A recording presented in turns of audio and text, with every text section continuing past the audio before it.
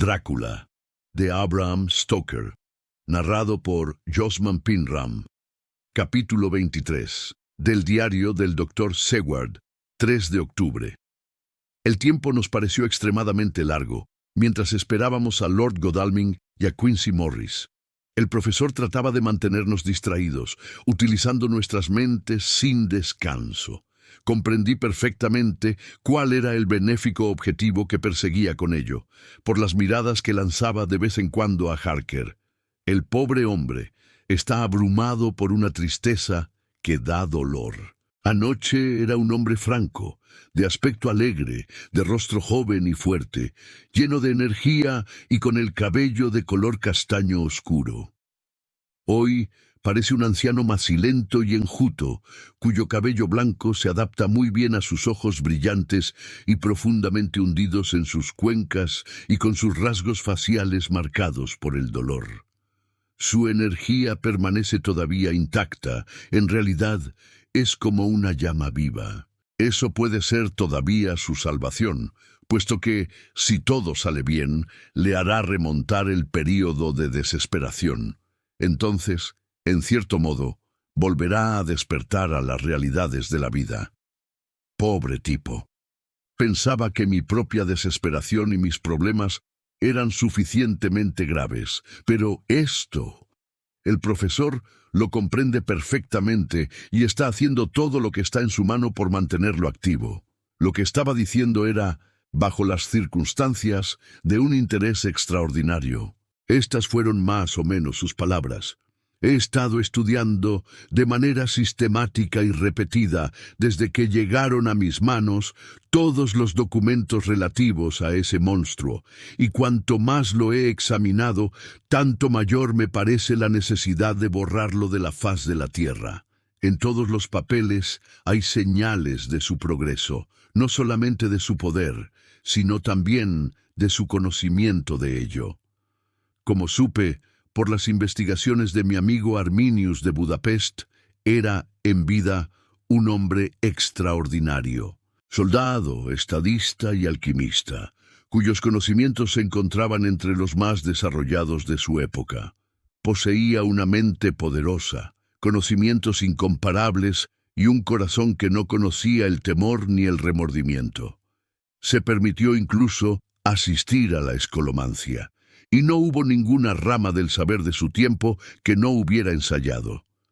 Bueno, en él, los poderes mentales sobrevivieron a la muerte física, aunque parece que la memoria no es absolutamente completa. Respecto a algunas facultades mentales, ha sido y es como un niño, pero está creciendo, y ciertas cosas que eran infantiles al principio son ahora de estatura de hombre. Está experimentando y lo está haciendo muy bien, y a no ser porque nos hemos cruzado en su camino, podría ser todavía, o lo será si fracasamos, el padre o el continuador de seres de un nuevo orden, cuyos caminos conducen a través de la muerte, no de la vida. Harker gruñó y dijo, «Y todo eso va dirigido contra mi adorada esposa. Pero, ¿cómo está experimentando? El conocimiento de eso puede ayudarnos a destruirlo. Desde su llegada ha estado ensayando sus poderes sin cesar, lenta y seguramente. Su gran cerebro infantil está trabajando, puesto que, si se hubiera podido permitir ensayar ciertas cosas desde un principio, hace ya mucho tiempo que estarían dentro de sus poderes. Sin embargo, desea triunfar. Y un hombre que tiene ante sí varios siglos de existencia puede permitirse esperar y actuar con lentitud. Festina lente puede ser muy bien su lema. «No lo comprendo», dijo Harker cansadamente. «Sea más explícito, por favor. Es posible que el sufrimiento y las preocupaciones estén oscureciendo mi entendimiento». El profesor le puso una mano en el hombro y le dijo, «Muy bien, amigo mío. Voy a ser más explícito. ¿No ve usted cómo, últimamente, ese monstruo ha adquirido conocimientos de manera experimental? Ha estado utilizando al paciente zoófago para lograr entrar en la casa del amigo John. El vampiro, aunque después puede entrar tantas veces como lo desee, Al principio solamente puede entrar en un edificio si alguno de los habitantes así se lo pide. Pero esos no son sus experimentos más importantes. ¿No vimos que al principio todas esas pesadas cajas de tierra fueron desplazadas por otros? No sabía entonces a qué atenerse, pero a continuación todo cambió. Durante todo este tiempo, su cerebro infantil se ha estado desarrollando y comenzó a pensar en si no podría mover las cajas él mismo. Por consiguiente, más tarde, cuando descubrió que no le era difícil hacerlo, trató de desplazarlas solo, sin ayuda de nadie.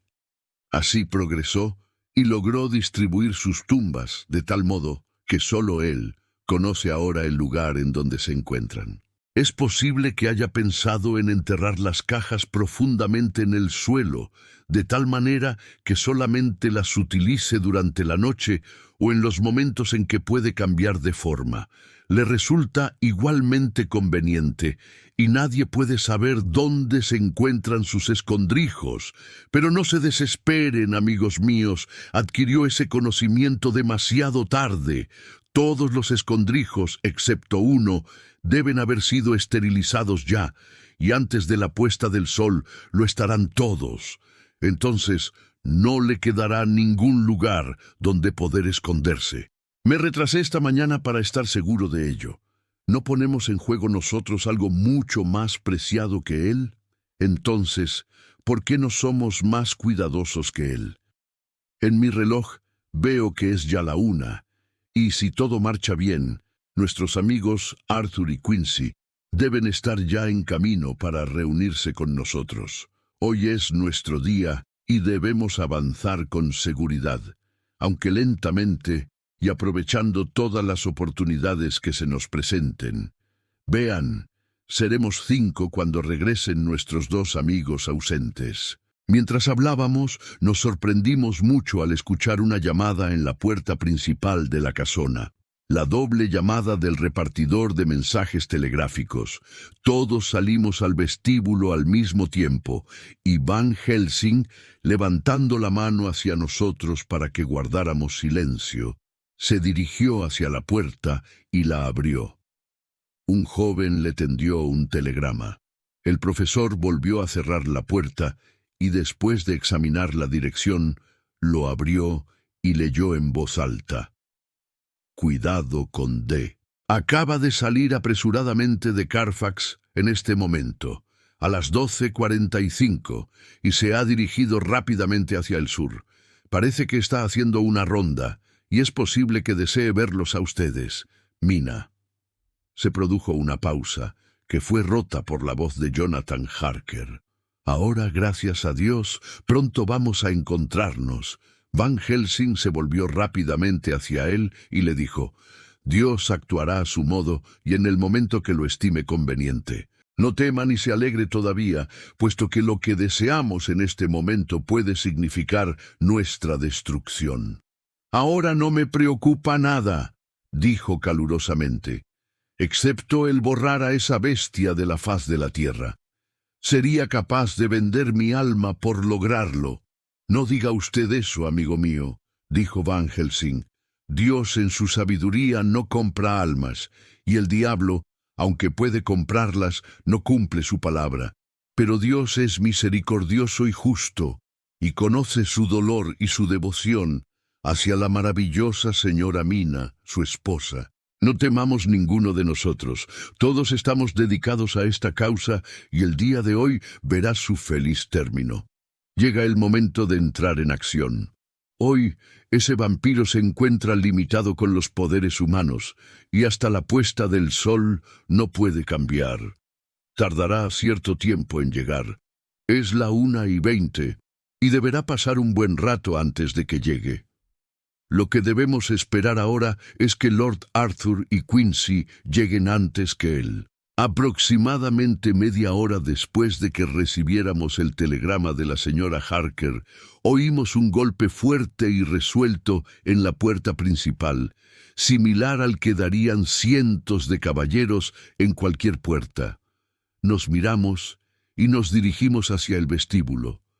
Todos estábamos preparados para usar todas las armas de que disponíamos, las espirituales en la mano izquierda y las materiales en la derecha. Van Helsing retiró el pestillo y, manteniendo la puerta entornada, dio un paso hacia atrás, con las dos manos dispuestas para entrar en acción. La alegría de nuestros corazones debió reflejarse claramente en nuestros rostros cuando vimos cerca de la puerta a Lord Godalming y a Quincy Morris. Entraron rápidamente y cerraron la puerta tras ellos, y el último de ellos dijo, al tiempo que avanzábamos todos por el vestíbulo: «Todo está arreglado. Hemos encontrado las dos casas. Había 6 cajas en cada una de ellas y las hemos destruido todas». «¿Las han destruido?», inquirió el profesor. «Para él». Guardamos silencio unos momentos y luego Quincy dijo, «No nos queda más que esperar aquí. Sin embargo, si no llega antes de las 5 de la tarde, tendremos que irnos, puesto que no podemos dejar sola a la señora Harker después de la puesta del sol». «Ya no tardará mucho en llegar aquí», dijo Van Helsing, que había estado consultando su librito de notas. Nota bene. En el telegrama de la señora Harker decía que había salido de Carfax hacia el sur, lo cual quiere decir que tenía que cruzar el río y solamente podría hacerlo con la marea baja, o sea, poco antes de la 1. El hecho de que se haya dirigido hacia el sur tiene cierto significado para nosotros. Todavía sospecha solamente, y fue de Carfax al lugar en donde menos puede sospechar que pueda encontrar algún obstáculo. Deben haber estado ustedes en Bermondsey y muy poco rato antes que él. El hecho de que no haya llegado aquí todavía demuestra que fue antes a Mile End. En eso se tardará algún tiempo, puesto que tendrá que volver a cruzar el río de algún modo. Créanme, amigos míos, que ahora ya no tendremos que esperar mucho rato. Tenemos que tener preparado algún plan de ataque para que no desaprovechemos ninguna oportunidad. Ya no tenemos tiempo. Tengan todos preparados las armas, manténganse alerta. Levantó una mano a manera de advertencia al tiempo que hablaba, ya que todos pudimos oír claramente que una llave se introducía suavemente en la cerradura. No pude menos que admirar, incluso en aquel momento, el modo como un espíritu dominante se afirma a sí mismo. En todas nuestras partidas de caza y aventuras de diversa índole en varias partes del mundo, Quincy Morris había sido siempre el que disponía los planes de acción, y Arthur y yo nos acostumbramos a obedecerle de manera implícita. Ahora, la vieja costumbre parecía renovarse instintivamente. Dando una ojeada rápida a la habitación, estableció inmediatamente nuestro plan de acción y, sin pronunciar ni una sola palabra, con el gesto, nos colocó a todos en nuestros respectivos puestos. Van Helsing, Harker y yo estábamos situados inmediatamente detrás de la puerta, de tal manera que, en cuanto se abriera, el profesor pudiera guardarla, mientras Harker y yo nos colocaríamos entre el recién llegado y la puerta. Godalming detrás y Quincy enfrente estaban dispuestos a dirigirse a las ventanas, escondidos por el momento donde no podían ser vistos. Esperamos con una impaciencia tal que hizo que los segundos pasaran con una lentitud de verdadera pesadilla. Los pasos lentos y cautelosos atravesaron el vestíbulo. El conde, evidentemente, estaba preparado para una sorpresa, o, al menos, la temía. Repentinamente, con un salto enorme, penetró en la habitación, pasando entre nosotros antes de que ninguno pudiera siquiera levantar una mano para tratar de detenerlo. Había algo tan felino en el movimiento, algo tan inhumano, que pareció despertarnos a todos del choque que nos había producido su llegada. El primero en entrar en acción fue Harker, que con un rápido movimiento se colocó ante la puerta que conducía a la habitación del frente de la casa. Cuando el conde nos vio, una especie de siniestro gesto burlón apareció en su rostro, descubriendo sus largos y puntiagudos colmillos. Pero su maligna sonrisa se desvaneció rápidamente, siendo reemplazada por una expresión fría de profundo desdén. Su expresión volvió a cambiar cuando, todos juntos, avanzamos hacia él.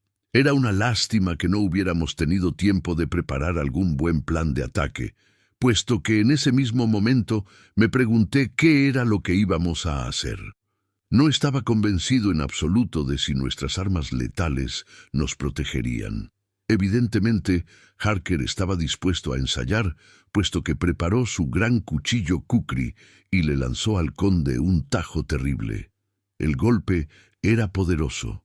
Solamente la velocidad diabólica de desplazamiento del conde le permitió salir con bien. Un segundo más, y la hoja cortante le hubiera atravesado el corazón. En realidad, la punta solo cortó el tejido de su chaqueta, abriendo un enorme agujero por el que salieron un montón de billetes de banco y un chorro de monedas de oro. La expresión del rostro del conde era tan infernal que durante un momento temí por Harker, aunque él estaba ya dispuesto a descargar otra cuchillada. Instintivamente, avancé, con un impulso protector, manteniendo el crucifijo y la sagrada hostia en la mano izquierda. Sentí que un gran poder corría por mi brazo, y no me sorprendí al ver al monstruo que retrocedía ante el movimiento similar que habían hecho todos y cada uno de mis amigos. Sería imposible describir la expresión de odio y terrible malignidad, de ira y rabia infernales que apareció en el rostro del conde. Su piel cerúlea se hizo verde amarillenta, por contraste con sus ojos rojos y ardientes, y la roja cicatriz que tenía en la frente resaltaba fuertemente, como una herida abierta y palpitante. Un instante después, con un movimiento sinuoso, pasó bajo el brazo armado de Harker antes de que pudiera éste descargar su golpe. Recogió un puñado del dinero que estaba en el suelo, atravesó la habitación y se lanzó contra una de las ventanas. Entre el tintineo de los cristales rotos, cayó al patio, bajo la ventana. En medio del ruido de los cristales rotos, alcancé a oír el ruido que hacían varios soberanos al caer al suelo, sobre el asfalto.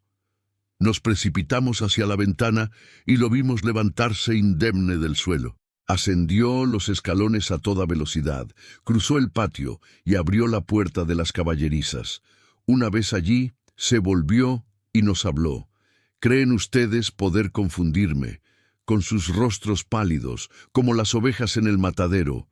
Ahora van a sentirlo, todos ustedes. Creen haberme dejado sin un lugar en el que poder reposar, pero tengo otros. Mi venganza va a comenzar ahora. Ando por la tierra desde hace siglos, y el tiempo me favorece. Las mujeres que todos ustedes aman son mías ya, y por medio de ellas, ustedes y muchos otros me pertenecerán también. Serán mis criaturas, para hacer lo que yo les ordene, y para ser mis chacales cuando desee alimentarme. ¡Bah!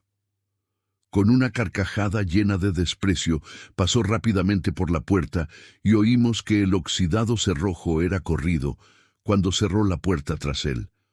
Una puerta más allá se abrió y se cerró nuevamente. El primero de nosotros que habló fue el profesor, cuando, comprendiendo lo difícil que sería perseguirlo por las caballerizas, nos dirigimos hacia el vestíbulo. Hemos aprendido algo, mucho. A pesar de sus fanfarronadas, nos teme al tiempo y teme a las necesidades. De no ser así, ¿por qué iba a apresurarse tanto? El tono mismo de sus palabras lo traicionó, o mis oídos me engañaron. ¿Por qué tomó ese dinero? Van a comprenderme rápidamente. Son ustedes cazadores de una bestia salvaje y lo comprenden. En mi opinión, tenemos que asegurarnos de que no pueda utilizar aquí nada, si es que regresa. Al hablar, se metió en el bolsillo el resto del dinero. Tomó los títulos de propiedad del montoncito en que los había dejado Harker y arrojó todo el resto a la chimenea, prendiéndole fuego con un fósforo. Godalming y Morris habían salido al patio, y Harker se había descolgado por la ventana para seguir al conde.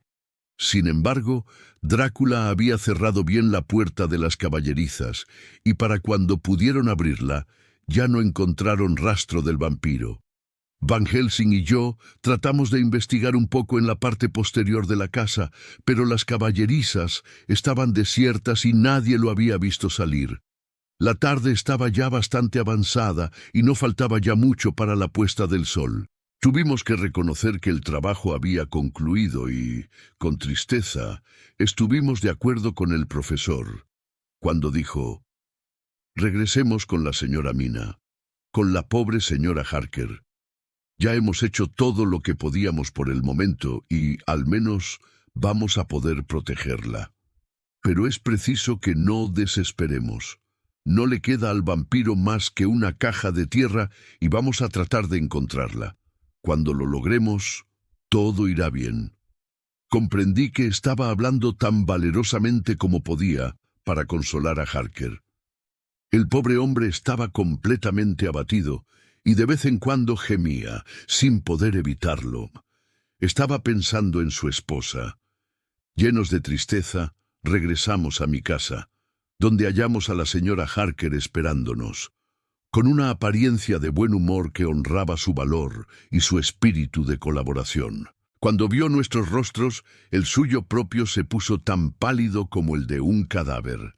Durante 1 o 2 segundos, permaneció con los ojos cerrados, como si estuviera orando en secreto, y después dijo amablemente: «Nunca podré agradecerles bastante lo que han hecho. Oh, mi pobre esposo». Mientras hablaba, tomó entre sus manos la cabeza grisácea de su esposo y la besó. «Apoya tu pobre cabeza aquí y descansa. Todo estará bien ahora, querido. Dios nos protegerá, si así lo desea». El pobre hombre gruñó. No había lugar para las palabras en medio de su sublime tristeza. Cenamos juntos sin apetito, y creo que eso nos dio ciertos ánimos a todos.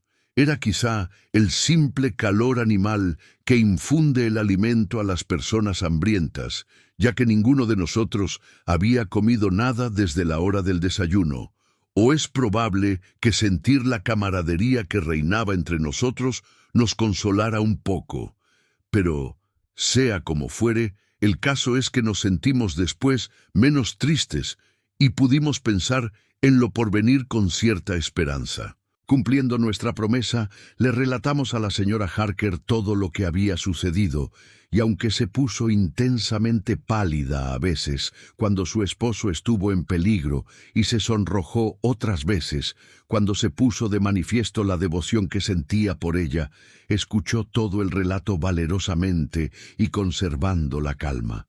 Cuando llegamos al momento en que Harker se había lanzado sobre el conde con tanta decisión, se asió con fuerza del brazo de su marido y permaneció así, como si sujetándole el brazo pudiera protegerlo contra cualquier peligro que hubiera podido correr. Sin embargo, no dijo nada, hasta que la narración estuvo terminada y cuando ya estaba al corriente de todo lo ocurrido hasta aquel preciso momento, entonces, sin soltar la mano de su esposo, se puso en pie y nos habló.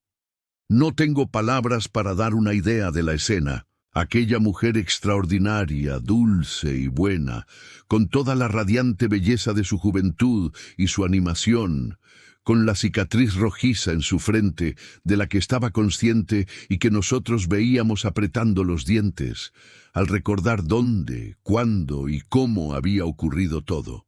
Su adorable amabilidad que se levantaba contra nuestro odio siniestro, su fe tierna contra todos nuestros temores y dudas. Y sabíamos que hasta donde llegaban los símbolos, con toda su bondad, su pureza y su fe, estaba separada de Dios.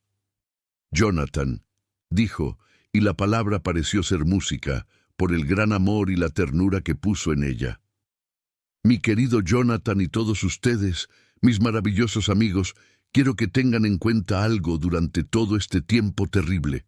Sé que tienen que luchar, que deben destruir incluso, como destruyeron a la falsa Lucy, para que la verdadera pudiera vivir después.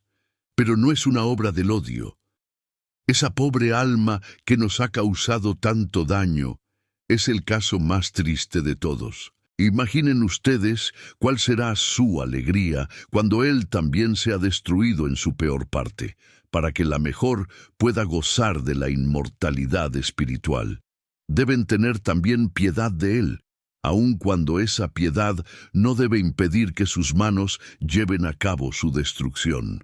Mientras hablaba, pude ver que el rostro de su marido se obscurecía y se ponía tenso, como si la pasión que lo consumía estuviera destruyendo todo su ser. Instintivamente, su esposa le apretó todavía más la mano, hasta que los nudillos se le pusieron blancos. Ella no parpadeó siquiera a causa del dolor, que estoy seguro debía estar sufriendo, sino que lo miró con ojos más suplicantes que nunca. Cuando ella dejó de hablar, su esposo se puso en pie bruscamente, arrancando casi su mano de la de ella, y dijo: «Que Dios me lo ponga en las manos durante el tiempo suficiente para destrozar su vida terrenal, que es lo que estamos tratando de hacer. Si además de eso puedo enviar su alma al infierno ardiente por toda la eternidad, lo haré gustoso». «Oh, basta, basta, en el nombre de Dios, no digas tales cosas. Jonathan, esposo mío, o harás que me desplome, víctima del miedo y del horror». Piensa solo, querido. Yo he estado pensando en ello durante todo este largo día, que quizá algún día yo también puedo necesitar esa piedad, y que alguien como tú, con las mismas causas para odiarme, puede negármela.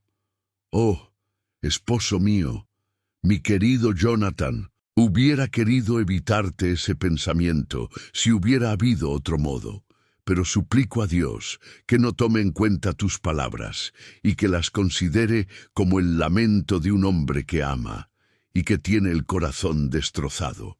Oh, Dios mío, deja que sus pobres cabellos blancos sean una prueba de todo lo que ha sufrido.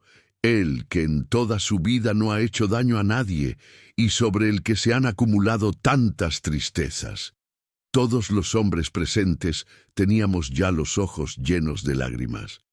No pudimos resistir y lloramos abiertamente. Ella también lloró al ver que sus dulces consejos habían prevalecido. Su esposo se arrodilló a su lado y, rodeándola con sus brazos, escondió el rostro en los vuelos de su vestido. Van Helsing nos hizo una seña y salimos todos de la habitación, dejando a aquellos dos corazones amantes a solas con su Dios. Antes de que se retiraran a sus habitaciones, el profesor preparó la habitación para protegerla de cualquier incursión del vampiro y le aseguró a la señora Harker que podía descansar en paz. Ella trató de convencerse de ello y, para calmar a su esposo, aparentó estar contenta. Era una lucha valerosa y quiero creer que no careció de recompensa. Van Helsing había colocado cerca de ellos una campana que cualquiera de ellos debía hacer sonar en caso de que se produjera cualquier eventualidad. Cuando se retiraron, Quincy, Godalming y yo acordamos que debíamos permanecer en vela, repartiéndonos la noche entre los tres, para vigilar a la pobre dama y custodiar su seguridad. La primera guardia le correspondió a Quincy, de modo que el resto de nosotros debía acostarse tan pronto como fuera posible. Godalming se ha acostado ya, debido a que él tiene el segundo turno de guardia. Ahora que he terminado mi trabajo, yo también tengo que acostarme. Del diario de Jonathan Harker, 3-4 de octubre, cerca de la medianoche. Creí que el día de ayer no iba a terminar nunca. Tenía el deseo de dormirme, con la esperanza de que al despertar descubriría que las cosas habían cambiado y que todos los cambios serían en adelante para mejor. Antes de separarnos, discutimos sobre cuál debería ser nuestro siguiente paso, pero no pudimos llegar a ningún resultado. Lo único que sabíamos era que quedaba todavía una caja de tierra y que solamente el conde sabía dónde se encontraba. Si desea permanecer escondido, puede confundirnos durante años enteros, y mientras tanto, el pensamiento es demasiado horrible. No puedo permitirme pensar en ello en este momento. Lo que sí sé es que si alguna vez ha existido una mujer absolutamente perfecta, esa es mi adorada y herida esposa. La amo 1000 veces más por su dulce piedad de anoche, una piedad que hizo que incluso el odio que le tengo al monstruo pareciera despreciable. Estoy seguro de que Dios no permitirá que el mundo se empobrezca por la pérdida de una criatura semejante. Esa es una esperanza para mí. Nos estamos dirigiendo todos hacia los escollos, y la esperanza es la única ancla que me queda. Gracias a Dios, Mina está dormida y no tiene pesadillas. Temo pensar en cuáles podrían ser sus pesadillas, con recuerdos tan terribles que pueden provocarlas. No ha estado tan tranquila por cuanto he podido ver desde la puesta del sol. Luego, durante un momento, se extendió en su rostro una calma tal, que era como la primavera después de las tormentas de marzo. Pensé en ese momento que debía tratarse del reflejo de la puesta del sol en su rostro, pero, en cierto modo, ahora sé que se trataba de algo mucho más profundo. No tengo sueño yo mismo, aunque estoy cansado, terriblemente cansado. Sin embargo, debo tratar de conciliar el sueño, ya que tengo que pensar en mañana, y en que no podrá haber descanso para mí hasta que, más tarde. Debo haberme quedado dormido, puesto que me ha despertado Mina, que estaba sentada en el lecho, con una expresión llena de asombro en el rostro. Podía ver claramente, debido a que no habíamos dejado la habitación a oscuras. Mina me había puesto la mano sobre la boca y me susurró al oído: «Chist, hay alguien en el pasillo». Me levanté cautelosamente y, cruzando la habitación, abrí la puerta sin hacer ruido. Cruzado ante el umbral, tendido en un colchón, estaba el señor Morris, completamente despierto. Levantó una mano para imponerme silencio y me susurró: «Silencio, vuelva a acostarse. No pasa nada. Uno de nosotros va a permanecer aquí durante toda la noche. No queremos correr ningún riesgo». Su expresión y su gesto impedían toda discusión, de modo que volví a acostarme y le dije a Mina lo que sucedía. Ella suspiró, y la sombra de una sonrisa apareció en su rostro pálido, al tiempo que me rodeaba con sus brazos y me decía suavemente: «Oh, doy gracias a Dios por todos los hombres buenos». Dio un suspiro y volvió a acostarse de espaldas para tratar de volver a dormirse. Escribo esto ahora porque no tengo sueño, aunque voy a tratar también de dormirme. 4 de octubre, por la mañana. Mina me despertó otra vez en el transcurso de la noche. Esta vez habíamos dormido bien los dos, ya que las luces del amanecer iluminaban ya las ventanas débilmente, y la lamparita de gas era como un punto, más que como un disco de luz. «Vete a buscar al profesor», me dijo apresuradamente. «Quiero verlo enseguida». «¿Por qué?», le pregunté. «Tengo una idea. Supongo que debe habérseme ocurrido durante la noche y que ha madurado sin darme cuenta de ello. Debe hipnotizarme antes del amanecer y entonces podré hablar». «Date prisa, querido. Ya no queda mucho tiempo». Me dirigí a la puerta y vi al doctor Seward, que estaba tendido sobre el colchón y que al verme se puso en pie de un salto. «¿Sucede algo malo?», me preguntó, alarmado. «No», le respondí, «pero Mina desea ver al doctor Van Helsing inmediatamente». 2 o 3 minutos después, Van Helsing estaba en la habitación, en sus ropas de dormir, y el señor Morris y Lord Godalming estaban en la puerta, con el doctor Seward, haciendo preguntas. Cuando el profesor vio a Mina, una sonrisa, una verdadera sonrisa, hizo que la ansiedad abandonara su rostro. Se frotó las manos y dijo: «Mi querida señora Mina, vaya cambio. Mire, amigo Jonathan, hemos recuperado a nuestra querida señora Mina nuevamente, como antes». Luego se volvió hacia ella y le dijo amablemente: «¿Y qué puedo hacer por usted? Supongo que no me habrá llamado usted a esta hora por nada». «Quiero que me hipnotice usted», dijo Mina. «Hágalo antes del amanecer, ya que creo que entonces podré hablar libremente. Dese prisa, ya no nos queda mucho tiempo». Sin decir palabra, el profesor le indicó que tomara asiento en la cama.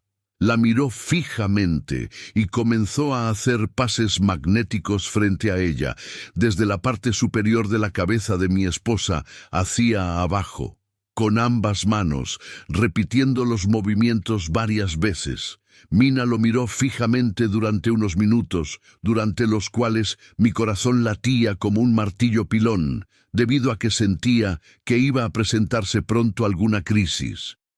Gradualmente, sus ojos se fueron cerrando y siguió sentada, absolutamente inmóvil, solamente por la elevación de su pecho. Al ritmo de su respiración podía verse que estaba viva. El profesor hizo unos cuantos pases más y se detuvo. Entonces vi que tenía la frente cubierta de gruesas gotas de sudor.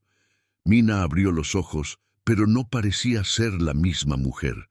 Había en sus ojos una expresión de vacío, como si su mirada estuviera perdida a lo lejos, y su voz tenía una tristeza infinita que era nueva para mí. Levantando la mano para imponerme silencio, el profesor me hizo seña de que hiciera pasar a los demás. Entraron todos sobre la punta de los pies, cerrando la puerta tras ellos, y permanecieron en pie cerca de la cama, mirando atentamente.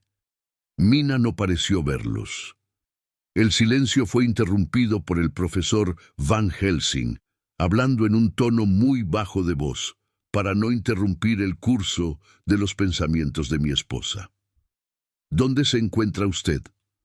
La respuesta fue dada en un tono absolutamente carente de inflexiones. No lo sé. El sueño no tiene ningún lugar que pueda considerar como real. Durante varios minutos reinó el silencio. Mina continuaba sentada rígidamente y el profesor la miraba fijamente.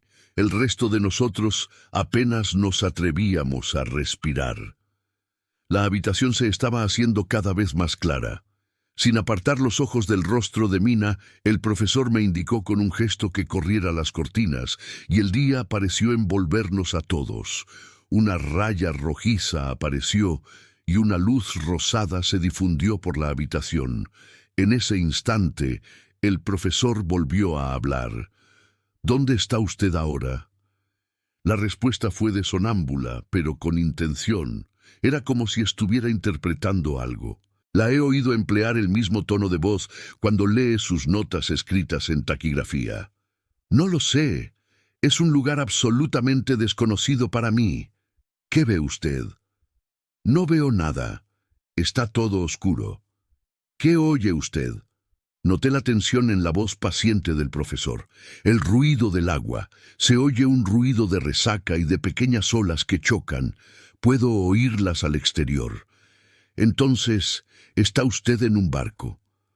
Todos nos miramos, unos a otros, tratando de comprender algo. Teníamos miedo de pensar. La respuesta llegó rápidamente. Oh, sí, ¿qué otra cosa oye?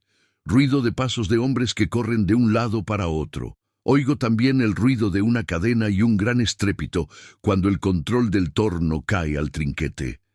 ¿Qué está usted haciendo? Estoy inmóvil. Absolutamente inmóvil.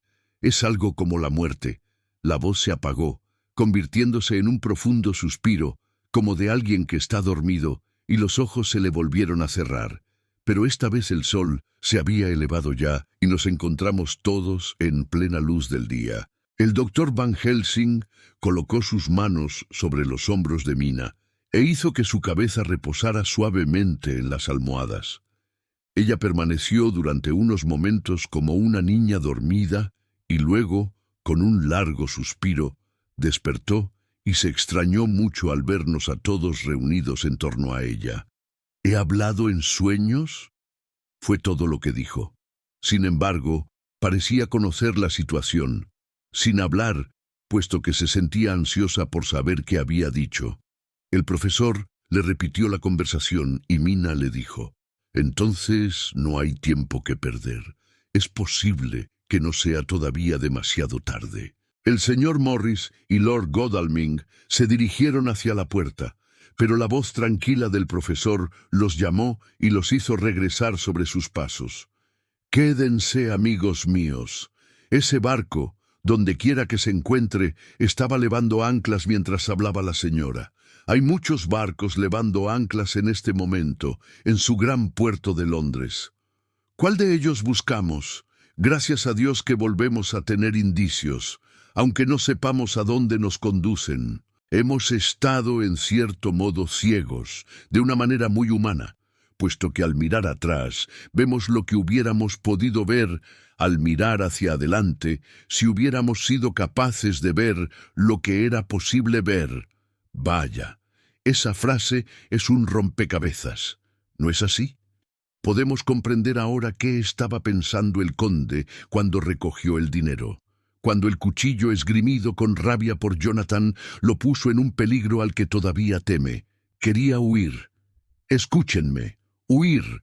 Comprendió que con una sola caja de tierra a su disposición y un grupo de hombres persiguiéndolo, como los perros a un zorro, Londres no era un lugar muy saludable para él. Adelante, como diría nuestro amigo Arthur, al ponerse su casaca roja para la caza. Nuestro viejo zorro es astuto, muy astuto, y debemos darle caza con ingenio. Yo también soy astuto, y voy a pensar en él dentro de poco. Mientras tanto, vamos a descansar en paz, puesto que hay aguas entre nosotros que a él no le agrada cruzar y que no podría hacerlo aunque quisiera. A menos que el barco atracara, y en ese caso solamente podría hacerlo durante la pleamar o la bajamar. Además, el sol ha salido y todo el día nos pertenece, hasta la puesta del sol. Vamos a bañarnos y a vestirnos. Luego nos desayunaremos, ya que a todos nos hace buena falta. Además, podremos comer con tranquilidad, puesto que el monstruo no se encuentra en la misma tierra que nosotros. Mina lo miró suplicantemente, al tiempo que preguntaba, «Pero, ¿por qué necesitan ustedes seguir buscándolo si se ha alejado de nosotros?» El profesor le tomó la mano y le dio unas palmaditas al tiempo que respondía, «No me pregunte nada al respecto por el momento. Después del desayuno, responderé a sus preguntas». No aceptó decir nada más, y nos separamos todos para vestirnos. Después del desayuno, Mina repitió su pregunta. El profesor la miró gravemente durante un minuto y luego respondió en tono muy triste, «Porque, mi querida señora Mina, ahora más que nunca debemos encontrarlo, aunque tengamos que seguirlo hasta los mismos infiernos». Mina se puso más pálida, al tiempo que preguntaba, «¿Por qué?» «Porque», respondió Van Helsing solemnemente, «puede vivir durante varios siglos, y usted es solamente una mujer mortal. Debemos temer ahora al tiempo, puesto que ya le dejó esa marca en la garganta. Apenas tuve tiempo de recogerla en mis brazos cuando cayó hacia adelante, desmayada». Fin del capítulo 23. No olvides suscribirte al canal y activar la campanita. Nos vemos en el próximo capítulo.